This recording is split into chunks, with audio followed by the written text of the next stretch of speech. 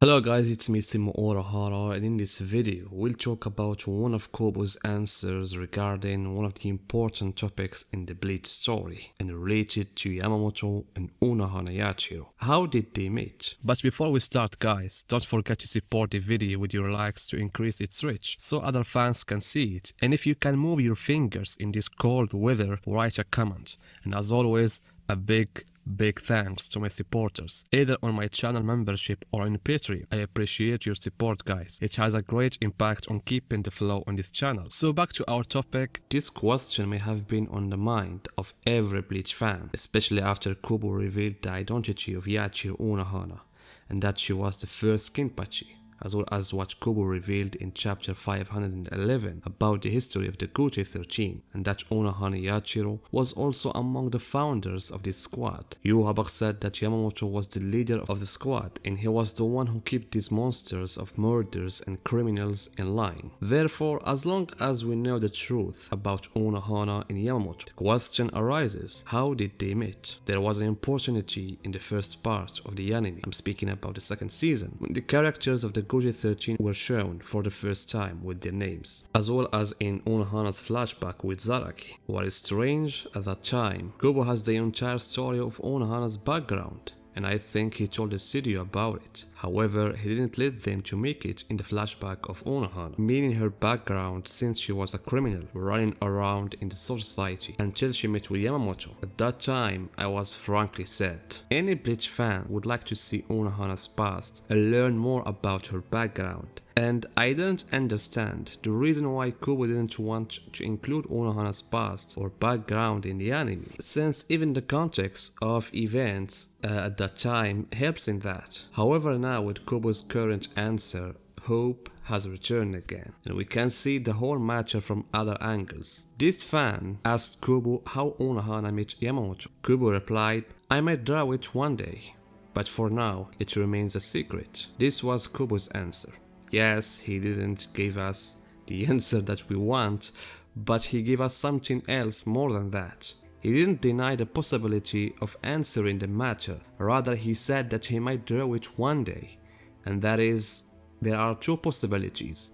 Either the events of how they met will be included in the anime as a new events, like what happened with the flashback of Ichibi in Yuaba, or maybe we'll see it as a manga.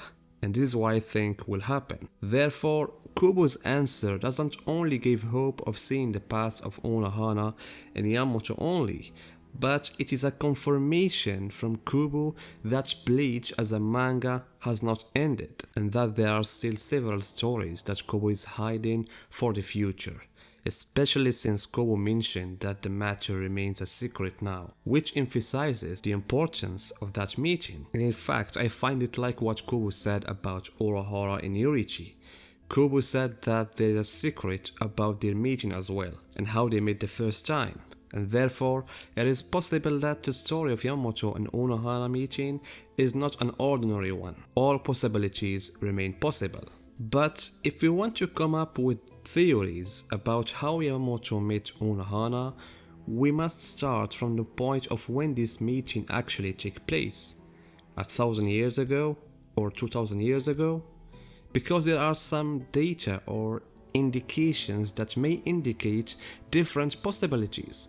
For example, Unohana may have been the one who caused the first scar to Yamamoto. We know that the second scar was caused by the Bankai of Sasakibe, and this was 2000 years ago. And before Sasakibe's incident, Yamamoto had the first scar. We don't know how he got it and when it happened. So in an old video of mine, I said there was two possibilities. Either the scar was caused by Ikumoku Damoi, who stormed the Soul Society thousands of years ago, and among those who fought him was Yamamoto. At that time he was young, and therefore he may have been the cause of the first scar. Or maybe it was Unohana, whom Yamamoto may have met in one of the regions of Reikongai, and there he fought her in a battle that resulted in that scar. I would have said that the result of that battle was what made her to join Yamamoto. However, this seems not possible, since the events of that battle, if it occurred, would have occurred a long time before Yamamoto founded the Gote 13. So we don't know for sure how long it took Yamamoto to gather all the members and establish the first squad.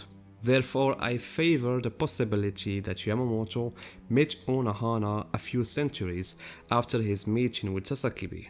And this is where Yamamoto would have begun to seriously think about creating a group of powerful fighters. And honestly, all I currently want is to see Yamamoto and Unohana's first meeting.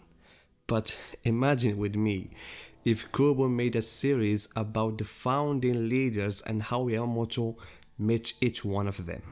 I know I'm asking for the impossible, but just thinking about it will make you feel goosebumps. There is no doubt that each of these monsters has a unique story and how they met Yamamoto. Because apparently before the existence of the Gote 13, the Serity, or let's say the Soul Society, was living in a state of chaos. Or let's say the presence of many shinigamis that were criminals, and therefore there was a need for a certain system, a system that would make the Soul Society more stable, as well as protected from the external dangers, like what happened in the first war against the Quincy's 1000 years ago. And we mustn't forget that with Yamamoto, many fundamental concepts were established that didn't exist previously. The most important of which is the role of the Shinigami, purifying the hollows and sending souls to the Soul Society. For all of this, I see that Kubo, through his answer, hinted that his return to complete the Hell arc is only a matter of time. And through the events of that arc, he can do a flashback in which he explains how Yamamoto met Unohana. Because as we noted, Unohana and Yamamoto are present in the events of that arc by being sent to Hell. Therefore, if Kubo touches the world of the Hell and its events, we might certainly see scenes of them and what their situation in that world. And this is in itself can represent second opportunity to delve more and deeper into their background. Because one of the questions that came to my mind when I read the one-shot the first time, did the old captains not know that their death will not be the end, but rather they will go to Hell? I don't think they didn't know about it. There is evidence indicates that they knew about this, or at least they had heard some stories about it, as long as Kyoraku spoke about the matter and explained the truth about the Consore side. There is no doubt that Yamamoto and Unohana knew of their fate in advance. So what do you think, guys, about this, about Kubo's answer, and how Unohana met Yamamoto? Give me your theories and see you guys in my next video.